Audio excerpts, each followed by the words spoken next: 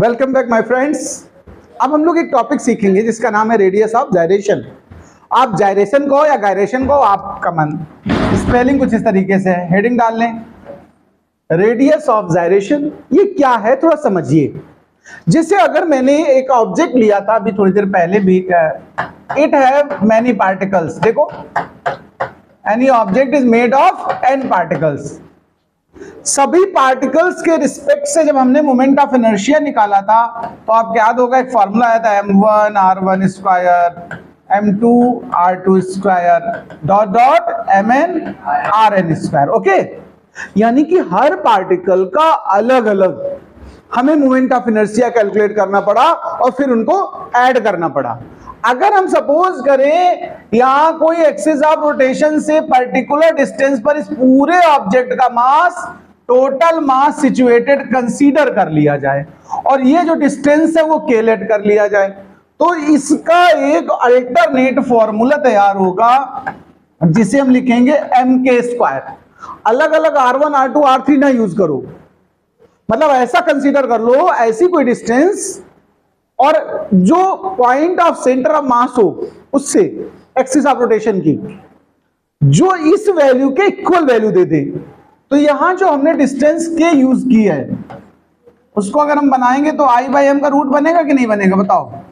ये जो k बनेगा इसको बोलेंगे रेडियस ऑफ जायरेशन, यानी यूं कह सकते हो equivalent distance for any object by which we can find the moment of inertia of distribution of all particles.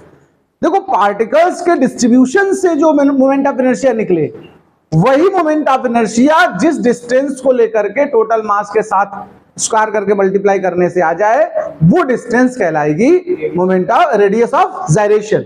इसको डेफिनेशन थ्योरेटिकल पहले बताएंगे, फिर इस फॉर्मूले के अकॉर्डिंग मैथमेटिकल डेफिनेशन बनाएंगे। तो पहले इस तरह लिखेंगे, आप लिखना इसी तरह, पहले मैं जो लिख रहा हूं वो पहले लिखना। लिखेंगे such a distance of center of mass from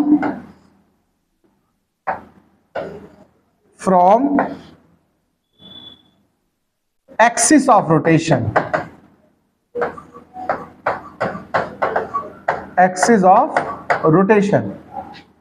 by which we can get equivalent moment of inertia of distribution of n particles,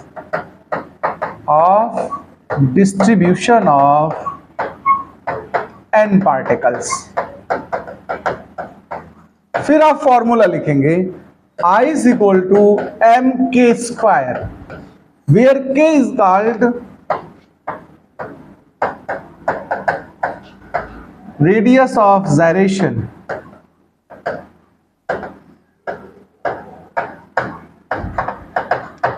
ये हमारा रेडियस ऑफ जायरेशन होगा।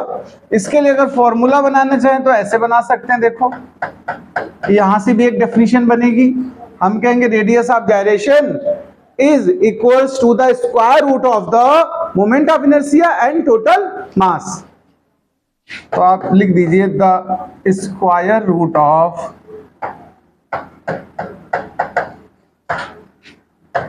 moment of inertia and total mass of object